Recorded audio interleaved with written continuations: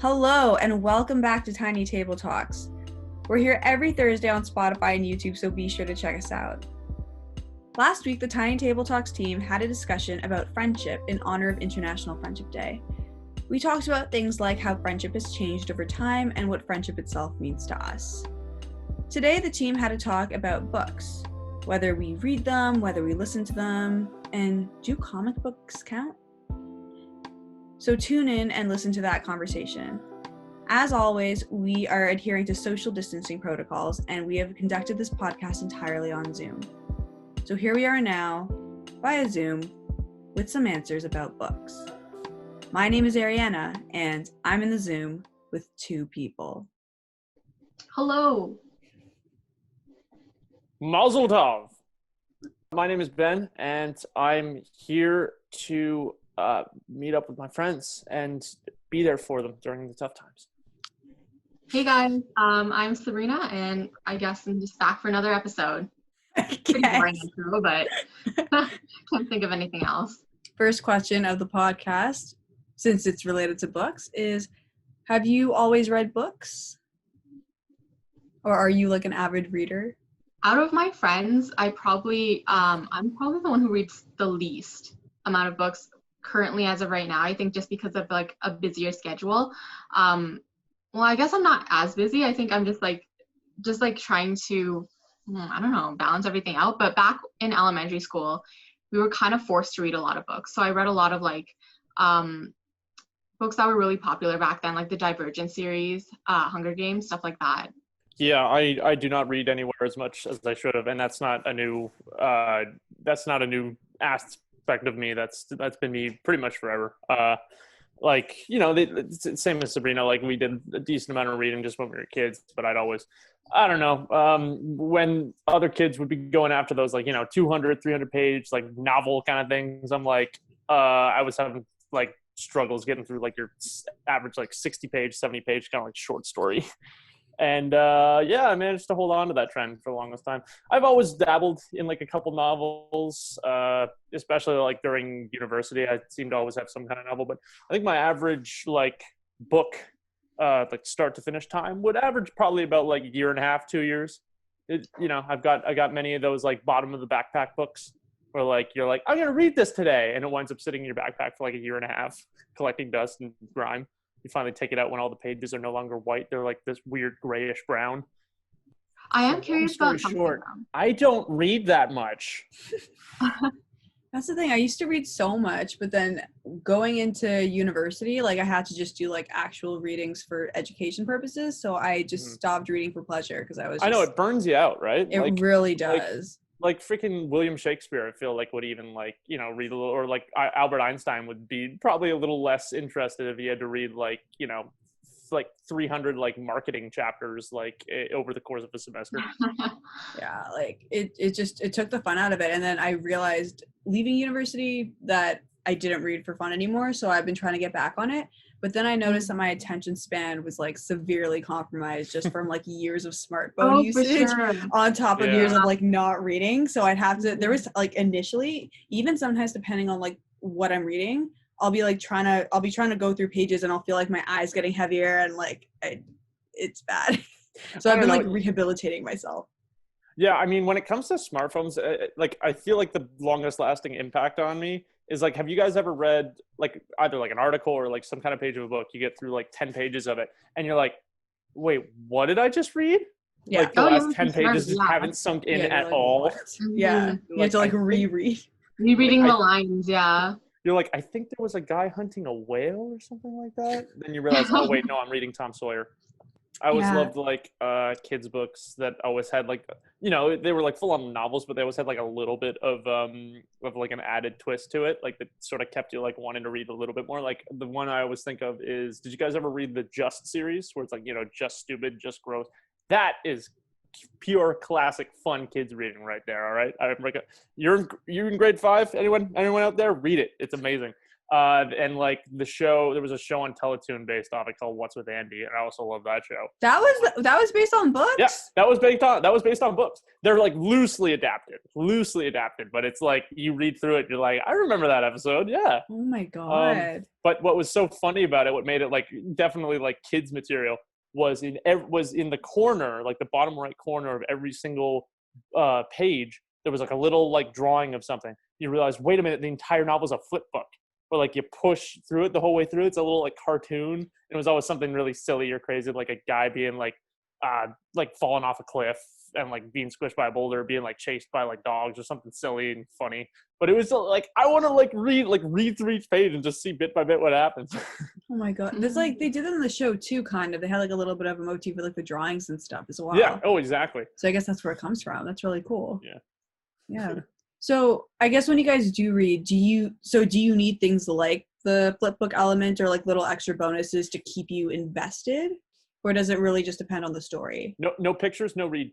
No. No pictures, no read. Those drawings to understand.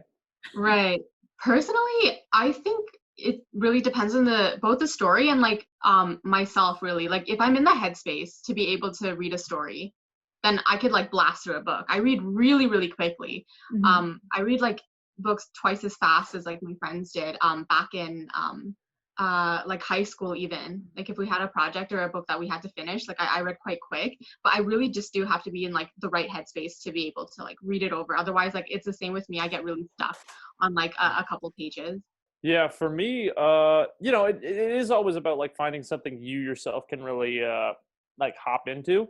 For me, I've never been a really big fantasy guy. Like whenever there's like stories about these fantastical, like crazy, like the Shire or like beautiful, like mystical world, I'm always like, okay, I really appreciate that, but I just know I'm gonna like question every little thing, like bit by bit by bit. I'm always a lot better at like stories that are really grounded or like autobiographical or historical kind of stories. Sabrina, are you more of a fiction reader or a nonfiction reader? It would have to be fiction for me. I cannot read nonfiction. Like I'm like the opposite of you, Ben, in that aspect. Mm-hmm. Yeah, don't worry, most people are.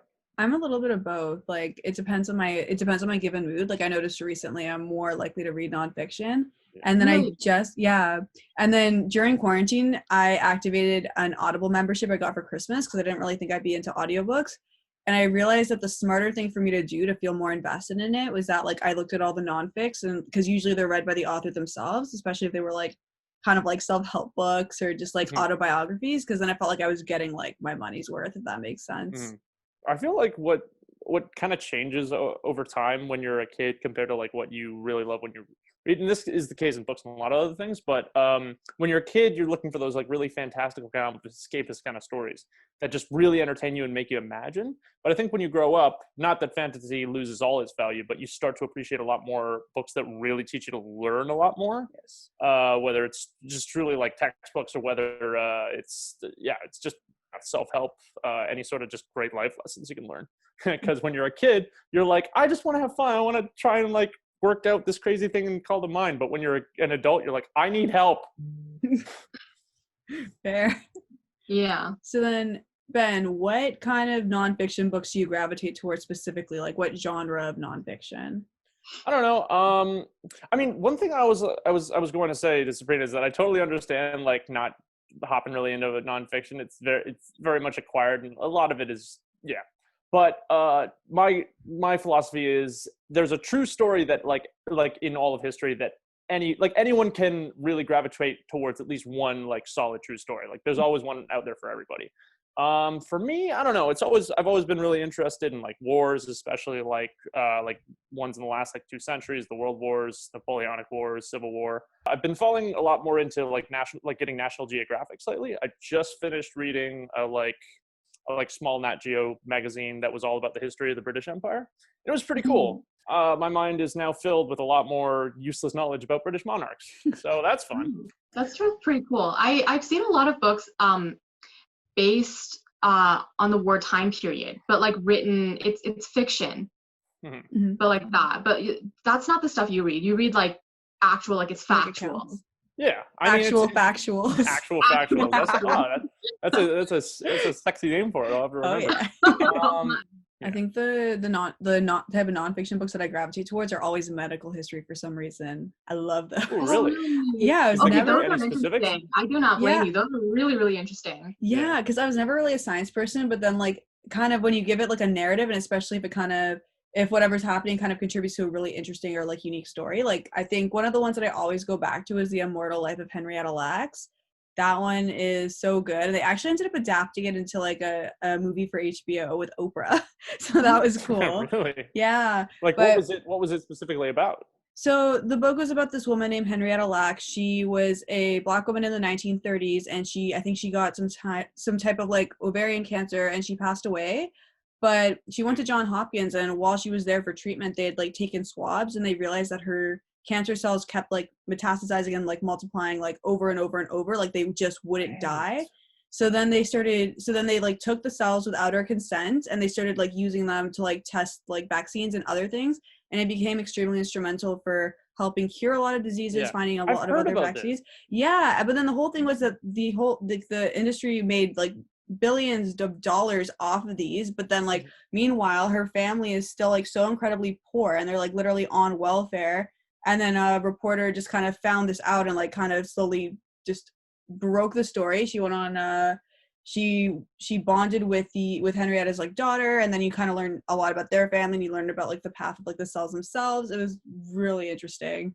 Yeah. Like that one's like one of my go-tos. Yeah, I know. It's like there's been something like a couple dozen diseases that like either have been cured or like they're like our knowledge of it have been completely transformed just because of the cells of this one woman, right? Yeah. Yeah. Yeah.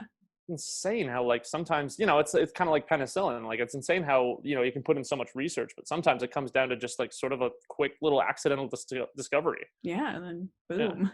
Then for fictions, I feel like I'm a little bit more open, I guess, with what I read. Like if something intrigues me, like I'll take it. Like I'm not really super specific about that.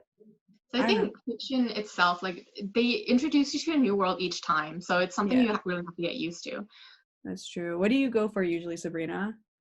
I typically go for anything really, I think, whether it be like fantasy or stuff like that. I think the really important thing about writing fiction, actually, my friend told me this because she is like a writer, she studies like English, is that fiction is typically really, really hard to write because you have to make sure there are no plot holes and everything. So once you introduce a new world, you have to make sure everything is covered. Like different like cultures, mannerisms, like whatever, you have to make sure like all ground is covered before you really introduce that to the audience or the reader. So that's what I find like really, really interesting, to be able to like have your mindset like be completely transformed into another dimension. Yeah, there's a critic that I know about that I used to follow really closely, and he had this great line that I think emotes to that, which is when you write fiction, you get one. I guess you get one pass, which means like you get one sort of like suspension of disbelief, where if you design some kind of fantasy world, that's your one pass. Like Lord of the Rings. Oh, like we're in a world where like in a fantasy world where like orcs and elves and dragons and the Eye of Sauron exist. That's your one pass. But then you have to design the world to really be realistic, where it's where like, oh, you can't, I don't know, like, yeah, that's not the greatest example, I understand, but like it's like you can't you have to, if you're building some kind of a fantasy world, you still have to make it operate in a believable way. Yeah, because then I guess it gives you the building blocks for you to kind of imagine the rest in your head as you read through it. Yeah. Right, it has to make sense. Yeah. I mean, do you think like this kind of intricate world building contributes to stuff like Lord of the Rings and Harry Potter becoming like these like cultural phenomenon? I think it takes a lot of talent and patience to be able to build that kind of world. Like I said before, you making sure that like you have all the grounds covered and making things interesting too, because to be able to make like a dilemma in that fantasy world like such a big deal, you have to have the readers like understand how dire the situation is, especially if it's not something that's like real world or could happen in the real world. You have to really build up that tension, that suspense, and I think it takes a lot of patience to be able to do that, and it takes a lot of like diligent writing. Yeah. And like I said, it's still like in some ways needs to be grounded, like the thing about like Lord of the Rings and Harry Potter is that like in no way were they like, I don't know what's the term, like rewriting some what is it, in no way were they trying to like rewrite fantasy or rewrite wizardry, like the kind of like mystical elements that they made like essential into their world had been around for ages, but it was only the way that they had like grouped it together in a world that people could like feasibly imagine like could exist in some kind of other like very alternate dimension that still follows certain laws of just physics and society. That was what finally draws people together, because I don't know, fantasy, the fantasy element always intrigues people, but it's the relatability element that actually draws you in and goes like, oh yeah, that's true. Something like sort of similar, like randomly happened to me once. Yeah. It's always like randomly rooted in reality, whether it's consciously or like subconsciously. And I didn't even realize this until I was older. I think I was in high school and I was writing a book report about Harry Potter, and it was like, oh, Voldemort is actually like Hitler. Wow. This explains so much. I don't know. I always feel like I'm still kind of caught on some of like the really like far-fetched kind of like meanings people like to portray into books. I'm a little bit like, have you guys seen, I forget if we mentioned this, or have you seen Parks and Rec? Yes. Okay, yeah. I always kind of felt like Ron Swanson feels like on Moby Dick, where like there's that one part where he's like, I love Moby Dick. No metaphors, just a guy trying to kill a fish. I like that. And then like everyone tries to tell him like, oh no, like the whale's supposed to be this metaphor for God or something like that, and he's just like, wow. That's me on some of those like deeper meetings sometimes. I know that's not the case all the time. So. Mm-hmm. Oh my god, yeah, that's like in there's like that like tweet or meme where it's like the English teacher's like, oh, the author wrote that the curtains were blue because it represents like depression in this like character's life, and and it's like the author, no, the curtains are just blue. Yeah. I know. Can you not just have blue curtains? Yeah. Does it always have to mean something ridiculous? I don't know. I have always respected people who can do that and like find meaning in that, because I like, especially in films, I've been trying to do that a lot more, where I'm like, like what did the like brown like big table in The Godfather mean, or something stupid like that. I don't know. But because I always was so blind to that, I've been trying to do that a little bit in books too. Like I was going to bring up recently, I've been trying to just go back to a few of the classic novels, and the most recent book I finished was 1984 in the spring. Oh, so good. And I remember a while back I was working a shift at work, and I'm like, okay, let's try and think a little bit deeper about it. I turned to my friends and was like, so I finished reading 1984 recently. I'm wondering what it was trying to say about self-ambition, and about whether going through like the harsh trails of self-ambition, even against society, which is always going to be knocking you down from trying anything new, is worth it, or if it actually is easier to conform. And all of them were like, what the are you talking about? That's a really good discussion topic, though. Like, if you brought that up with me, like, oh yeah, we could go for hours. But yeah, no, I'm really curious. You know what was the best part was that I brought it up, and while people like were having some difficulty with it, even some of them who hadn't like properly read the book, they like we still got into a pretty good conversation about it, even while like most of them were against me on some of my takes. Do we think that just like making these kinds of connections to books, whether it's opening our minds to new things or even just tapping into kind of like old things and experiences and values that we already have, do you think that will kind of keep books popular and thriving even amidst mediums like television, film, and things that are getting more prominent? Yeah, I mean, I'll tell you, there's two reasons why like books are always going to be around in some way, shape, or form. Is that like it doesn't matter how long like humankind has been around, stories have always been a part of their culture. Ever since we were able to start working our mouths to say any specific kind of language, like we've always been passing stories, because it's a way to pass culture and pass ideas along generations. So that's not going to change no matter how addicted to these crazy things that we get that we get. All right. And there's a second one, and this is an even more important one. As long as it is deemed impressive to read like 300, 400, 800 pages of whatever random story, and you can run off and tell that to your friends that you did that, there's always going to be people who are going to go out and read stories. Let's be completely honest. It's always a little bit of a pride thing.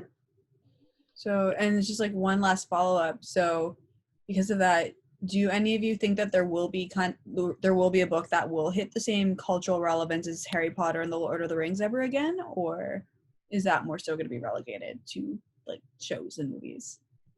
No, I think for sure, like there's going to be an author who will come up with another world that people will enjoy. Yeah, I think we're all just waiting for it. Fair enough. Yeah. I mean, yeah, like everyone thinks that like, you know, any one story is gonna be like the number one thing until it gets beaten, you know? Avatar was gonna stay on top of the rankings forever until Endgame got like $5 more in the box office. Now there it is. $5. Yeah. So comic books, do they count? Yes. Yeah. No, not as books. Not to me. Yes, as books. I mean, comic books. I think Pictures are no go. Yep. Pictures are no go. No, I thoroughly enjoy comic books. I enjoy comic books way more than I enjoy books, but I feel like it really is like a different experience. Like comic books are comic books for me, books are books. Hey, but ask me this. Those like first little books or anything like that you read in elementary school, were any of them that like just started getting you into like the concept of reading like a deeper story? Were any of them comic books? Yeah, I'll admit. There we go. Comics make people really like to read, okay?